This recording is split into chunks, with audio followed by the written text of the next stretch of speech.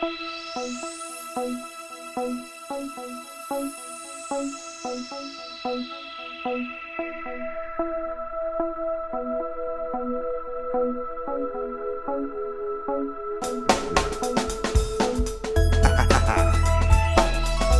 right now.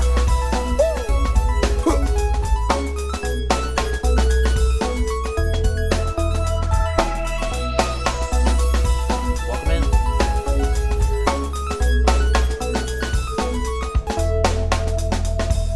Right, yeah, so if you just want to kind of like, I don't know, in your mind, is the store kind of split into sections? Yeah, I guess I sort of have it compartmentalized.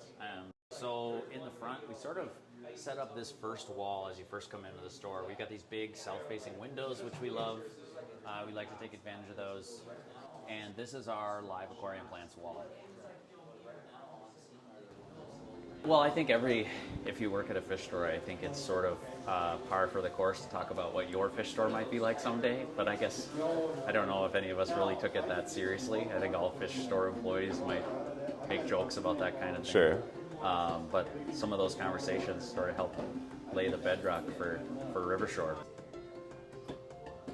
And you also used to work at World of Fish? Yes, yeah. I worked there for like 24 years.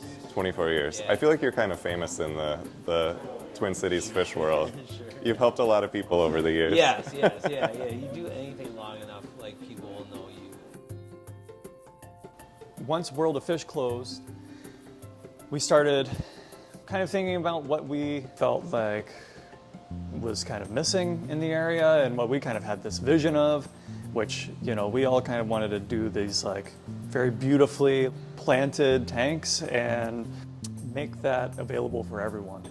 The tools, the aquascaping materials, the plants, the selection, and then kind of like the space to do that in. So we wanted to do kind of like a studio mixed with like a workshop and mixed with like a theatrical stage. So you could kind of take those three things and put a little bit of like a mid-century modern like design twist on it, and that's what you got here. What's your view on like where the overall aesthetic for the store came from? Like, were you looking at specific other kinds of stores? Yeah. So or? like we looked at a lot, like local stores. Like we talked to Jeremy Price, who has a tap room, Okay. like a bar kind of Yeah. situation, and he does, and just asking him about different, like how he approached it, and like looking at the Apple store and how clean it is. That's interesting you even thought about the Apple store.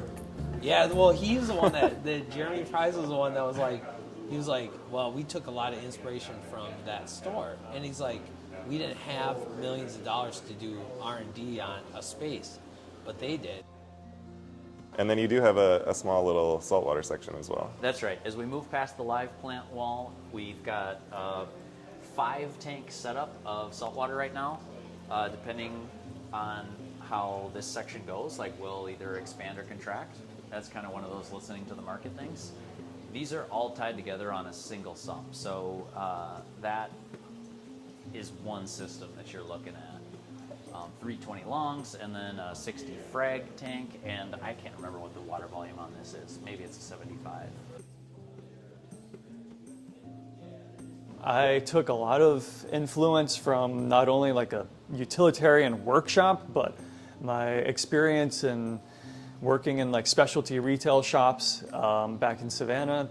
Savannah Canoe and Kayak was this amazing boutique specialty sea kayak store that I worked at, and I was a professional kayaker for many years.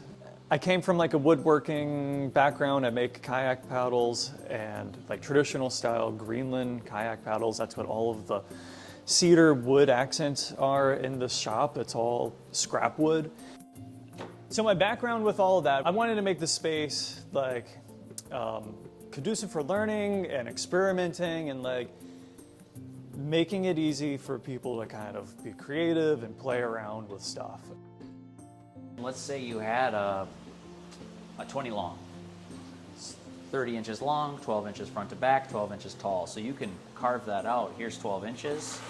Awesome. Let's go to 30.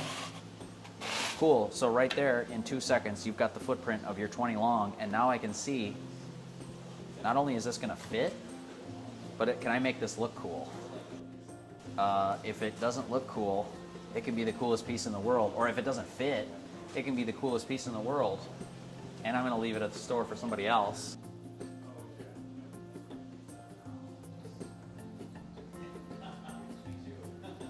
Kind of knew what direction we wanted to go, and you just can see the trends, right? On like you watch YouTube videos and you see where things are going.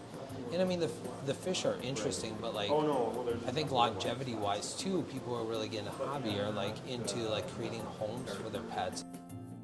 I've had her for about a year. Yeah, this is my baby. You have via YouTube, you have access to zoo style like setups at your home, which 20 years ago wasn't really a possibility.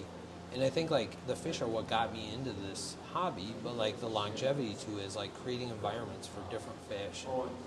You know, it's like we create these like homes.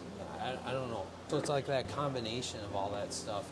And like when you keep aquariums, you definitely have a different appreciation for aesthetics, for you know, just how fragile everything is, and it gives you a different perspective on like the environment and all these things that people talk about, and you're like, it changes your perception.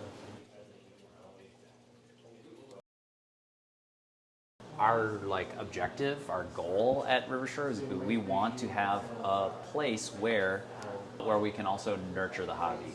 If we can improve the hobby even just a little bit locally, like we'll have won. That's our idea.